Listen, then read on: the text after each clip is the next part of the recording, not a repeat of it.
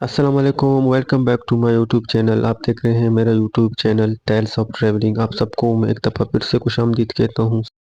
اس وقت میں اپنے ہاسٹل کی چھت پر ہوں۔ میرا ہاسٹل کلوپٹیا میں ہے۔ کلوپٹیا کولمبو 3 میں پڑتا ہے۔ کلوپٹیا کافی فیمس جگہ ہے، اس کے بارے میں آگے جا کے بات کرتے ہیں۔ فی الحال میں آپ کو دکھاتا ہوں اپنے ہاسٹل کے مناظر، جہاں چھوٹے چھوٹے گیمز کھیلنے کے لیے اسپیکرز وغیرہ، انٹرٹینمنٹ کے لیے چیزیں رکھی ہوئی ہیں۔ اس کے ساتھ ساتھ ڈائننگ ٹیبلز وغیرہ ہیں۔ صبح اٹھتے ہی سب سے پہلے چھت پہ جانے کا مقصد یہ تھا، کیونکہ جو میرا ہاسٹل کا کچن ہے وہ چھت پر ہے اور مجھے وہ فری میں ناشتہ پرووائڈ کرنے والے تھے، تو ناشتہ کے لیے سب سے پہلے میں چھت پر گیا۔ پھر جب تک میں ناشتہ کرتا ہوں آپ سنیے کلوپٹیا کی کہانی۔ کلوپٹی یا کلوپٹیا، آپ اس کو کسی بھی نام سے پکار سکتے ہیں۔ کلوپٹیا بیسیکلی کینڈی کے ایک سردار کے نام سے آیا ہے، جس نے کینڈی کے آخری بادشاہ کو تخت سے ہٹانے کی ناکام کوشش کی تھی۔ برطانوی اور ڈچ انتظامیہ کے دور میں کلوپٹیا میں ایک شراب خانہ شروع ہوا تھا، جس نے ناریل کے ٹریکر کو شراب میں تبدیل کر دیا تھا۔ کولمبو 3 کا یہ چھوٹا سا علاقہ جو کلوپٹیا کہلاتا ہے، اب یہ ایک تجارتی ہب بن چکا ہے، جس کے اطراف میں آپ کو شاپنگ مالز کا بھرمار نظر آئے گا۔ اس کے علاوہ یہاں پر بہت سارے غیر ملکی سفارت خانے بھی ہیں۔ اس کے علاوہ اس جگہ کی اور خصوصیت یہ ہے کہ یہ قریب ہی Sri Lankan prime minister house ہے، وہاں سری لنکن پرائم منسٹر کا گھر ہے۔ اس کے علاوہ یہ تاریخی لحاظ سے بھی بہت خوبصورت جگہ ہے، کیونکہ اس کے چاروں اطراف آپ کو تمام مذاہب کے عبادت گاہ ملیں گے، جو کافی تاریخی اور کافی پرانے ہیں۔ رات تکن کی وجہ سے میں جلدی آ کے سو گیا، کچھ سوچا نہیں خاص صبح کے، تو چلو چلتے ہیں کچھ سوچتے ہیں۔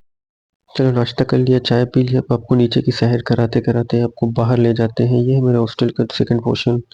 ہم جیسے ہی سیڑھیوں سے اترے، ایک چھوٹا سا لائبریری نے ہمارا استقبال کیا، جس کے پاس تقریباً 200 سے 250 کے قریب کتابیں تھیں، جس سے صاف ظاہر ہو رہا تھا اس ہاسٹل کے اونر نے کافی کوشش کی کہ اپنے گیسٹ کو زیادہ سے زیادہ فیسیلیٹیٹ کرے اور انٹرٹین کرے۔ اگر کوئی کتاب آپ کو پسند آئے تو اس کے لیے ایک چھوٹا سا سسٹم ہے جہاں بیٹھ کر آپ پڑھ سکتے۔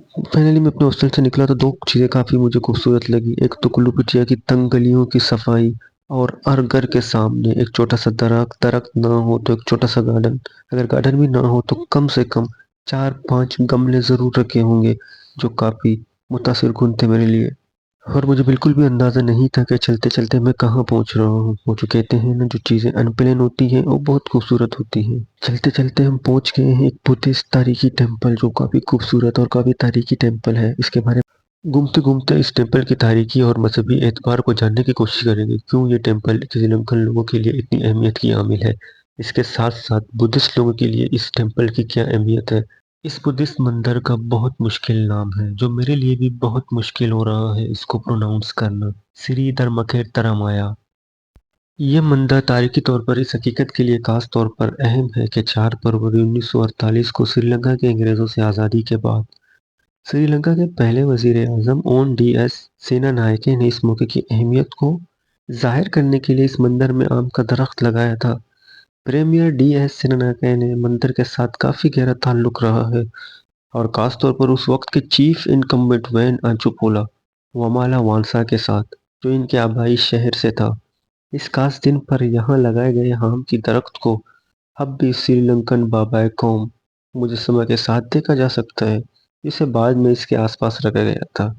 اب یہ رواج بن گیا ہے کہ بدھ مت کی مذہبی تقریبات سری لنکن قومی دن کی صبح اسی مندر میں ہر سال ملک کے رہنماؤں کی شرکت کے ساتھ منعقد کی جاتی ہے۔ اس ٹیمپل کے اطراف میں پڑے ساز و سامان سے ایسے محسوس ہو رہا تھا کہ یہاں ہفتے میں ایک بار یا مہینے میں 2 سے 3 دفعہ کوئی نہ کوئی پروگرام وغیرہ تو ضرور ہوتا ہوگا۔ 24 نومبر کو جب میں اس مندر میں گیا تو اس وقت سری لنکا کا نہ کوئی قومی دن تھا، نہ بدھا کے ماننے والوں کا کوئی مذہبی تہوار۔ اس مندر کے تمام تر خاموشیوں کے ساتھ ساتھ کسی کونے میں دیے تو جل رہے تھے، جس سے ظاہر ہو رہا تھا کوئی تو آیا ہوگا یا کسی کے آنے کا انتظار تو ہے۔ دیے یوں ہی تو نہیں جلائے جاتے۔